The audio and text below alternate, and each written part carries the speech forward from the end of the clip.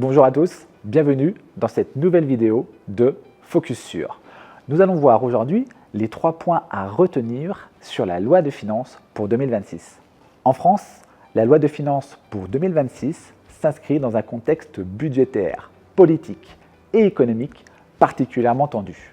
Voici les 3 points essentiels pour comprendre où on en est aujourd'hui. Premier point, une période transitoire exceptionnelle. La loi de finances n'a pas été définitivement adoptée avant la fin de l'année 2025. Pour permettre à l'État de fonctionner dès le 1er janvier 2026, une loi spéciale a été votée. Elle prolonge temporairement les règles fiscales et budgétaires de 2025.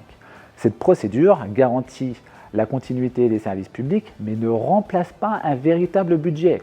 La loi de finances sera donc réexaminée début 2026 avec un objectif de vote d'ici le 2e trimestre. Deuxième point, le retour sur le devant de la scène de plusieurs mesures fiscales patrimoniales. D'abord, la contribution différentielle sur les hauts revenus qui vise à garantir un taux minimal d'imposition de 20%.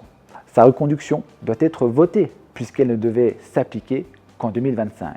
À ce stade, elle n'est donc pas reconduite, mais tout laisse penser qu'elle le sera. Ensuite, un amendement voté à l'Assemblée nationale prévoit le remplacement de l'IFI par un impôt sur la fortune improductive. Il viserait non seulement l'immobilier non productif, mais aussi d'autres actifs jugés improductifs. Liquidité importante, cryptoactifs, œuvres d'art, bijoux, contrats d'assurance vie, yachts. Pour l'instant, ce projet reste en suspens. L'avenir nous dira s'il est confirmé.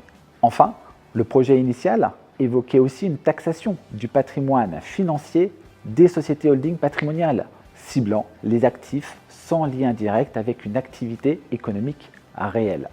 Une mesure clé à anticiper pour les familles et dirigeants utilisant ces structures.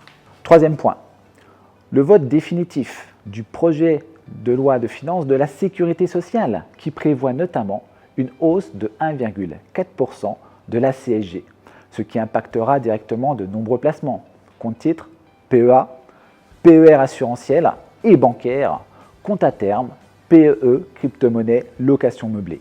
Sont en revanche exclus de cette hausse les revenus fonciers, les plus-values immobilières, les contrats d'assurance vie et les contrats de capitalisation, ainsi que les PEL et les PEP.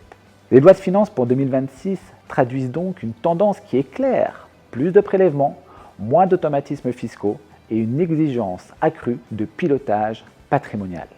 L'enjeu n'est plus d'optimiser à la marge, mais bien de repenser sa stratégie globale avec des experts.